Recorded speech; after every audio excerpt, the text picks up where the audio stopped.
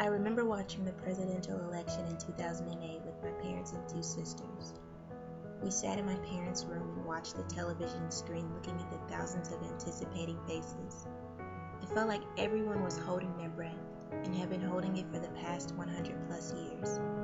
Once the numbers in the polls got ahead enough and Barack Obama was confirmed to be the 44th President of the United States, it felt like a rush of relief and pure magic fell across the country.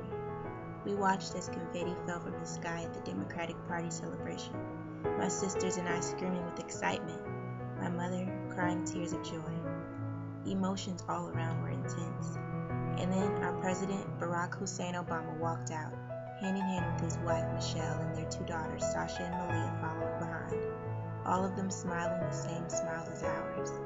At that very moment, I felt a different kind of feeling. It wasn't just happiness or joy.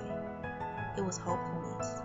Watching this family that looked just like mine being named the newest first family was the first chance for me to ever visualize reaching such a high position. That night made me feel like true change could actually happen in America, and not just the surface level change like getting rid of Jim Crow laws or integrating public schools. Real change that needed to happen in the core of this country, deep down in the foundations where blood was shed to build it. I think it's safe to say that hope is what a lot of people felt that night as we watched our first black president with the first black family smiling and waving at us. The selection of our first black president meant more than just a new man in office. It meant that I get to show my nephew and daughter pictures of a man in the highest office in the country who looks just like them. It meant that now, when the country talks about black history, we can add President of the United States to the list of barriers broken and obstacles we've overcome. It meant little black girls and little black boys could truly believe someone when they said that they could be anything they wanted to be. How could a little biracial boy from Hawaii know that he would grow up one day to make such a substantial impact on world history? How could he have known that he would raise the standards and push the bar higher for his own children as well as a community of others?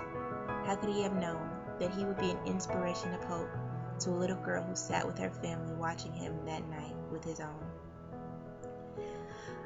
I lived through a moment in history a lot of people thought this country would never see. And I can give credit to my parents for being the examples that they have been for me, but I can't take lightly what an impact seeing America name their first black president has had on what I believe about myself. Without that moment, maybe who knows what my life would look like. Without that moment, maybe I wouldn't currently be a graduating senior at one of the best universities in the country, the University of Central Florida.